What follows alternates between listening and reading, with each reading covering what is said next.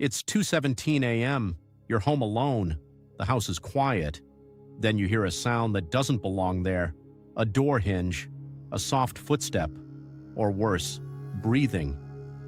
Tonight, you're going to hear two disturbing true Home Alone horror stories that actually happened. And by the end, you'll understand exactly how these situations unfolded and what they teach you about being alone in your own house. Before we start, do something simple. If you're watching this alone right now, type "I'm alone" in the comments. Let's see how many of us are brave enough to admit it, and if stories like this give you that strange mix of fear and curiosity, hit like so this community keeps growing. Assalamu alaikum, and let's begin. Being home alone feels normal, right? You've done it dozens of times. You lock the doors, maybe scroll your phone, maybe grab a snack at midnight. Nothing unusual. That sense of safety comes from routine. But here's the uncomfortable truth. Most home invasions don't happen in dramatic Hollywood fashion. They happen quietly, opportunistically, and often when someone is alone. I'm going to tell you two real cases, and in the second one there's a detail most people miss, a small decision that changed everything. Listen closely. The first story centers around a young woman in Columbus, Ohio in 2016. Her name was Taylor Pfeiffer. She was 21 years old. It was late at night and she was home alone in her apartment. Earlier that evening, she had gone out and returned home. Nothing unusual. She locked the door.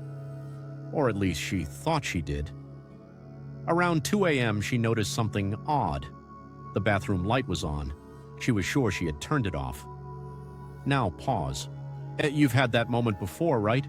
When something feels slightly off, you question your memory. Did I leave it on? Did someone else? Most people dismiss it. Taylor didn't panic immediately. She checked around casually. Living room, kitchen, bedroom, nothing. She went back to sleep. At 4 a.m., she woke up again, this time to a noise, not loud, just movement. A subtle shifting sound from inside her apartment. Imagine that moment. You're half asleep. Your brain tries to explain it away. Pipes, neighbors, wind. But then she saw something that froze her. Her bedroom door, which she always kept closed, was slightly open. She knew she had closed it. That's when fear becomes real. Not dramatic, not screaming, just cold. She grabbed her phone and quietly called 911. She whispered to the dispatcher, explaining that she thought someone might be inside. Police arrived within minutes, and when they searched her apartment, they found a man hiding inside her closet. His name was Sean Great, and this is where it gets darker. Sean Great was already a wanted fugitive. He had been linked to multiple murders across Ohio. He entered her apartment through an unlocked door and hid inside while she was home. Let that sink in. He wasn't breaking in loudly. He wasn't smashing windows. He simply tried doors in the building until he found one unlocked. Simple, opportunistic. Here's the chilling part. If Taylor had ignored that instinct and not called police, things could have ended very differently. Authorities later confirmed Great had committed violent crimes before this incident. Now ask yourself, have you ever double-checked your door? Assumed it was locked without actually testing it? That's the first lesson. Comfort creates vulnerability. You assume your space is safe because it always has been, but safety isn't a feeling, it's a habit. And here's something else. Taylor survived because she acted early. She didn't investigate alone. She didn't confront the noise. She called for help. Compare that to what many people do. Hear a noise, grab a kitchen knife, walk toward the sound. Which decision gives you a better chance? Exactly.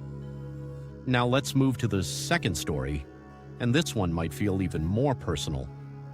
In 2005, a man named Richard Chase became infamous for a horrifying series of crimes in California years earlier, but what makes his case relevant here is his method. He specifically targeted homes that were unlocked. Survivors and investigators later revealed a disturbing pattern. If a door was locked, he saw it as a sign he wasn't welcome and would leave. If it was unlocked, he interpreted it as permission to enter. Think about that logic. Twisted, irrational, but real. One victim, a young mother home alone with her child, had left her door unlocked during the day. She assumed it was safe in her neighborhood. That assumption cost her life. Now pause again. How many times have you stepped outside just for a minute and left the door unlocked? We do it because nothing has happened before. That before becomes our evidence. But past safety does not guarantee future safety. Here's what's powerful about both stories. No forced entry, no dramatic break-in, just unlocked doors and quiet entry. Well, let's break this down practically. When you're home alone, you control three things: access, awareness, and response.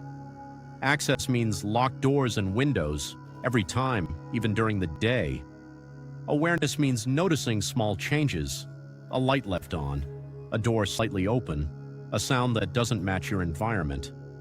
Response means calling for help instead of investigating alone. Sounds simple, almost obvious, but obvious advice is often ignored. Let me paint a relatable scenario. You're binge-watching a show, food delivery arrives. You unlock the door, grab the food, and forget to lock it again. Hours pass. It's now midnight. You hear a noise. Now your brain has to solve a problem it could have prevented earlier. See the difference? In both true stories, the turning point was not strength, not fighting skills, not bravery. It was awareness. And here's the detail I told you to watch for. In the first story, Taylor noticed something small, the bathroom light. She trusted that instinct. In the second case pattern, criminals relied on unlocked doors. No noise, no struggle, just opportunity. Opportunity is the key word.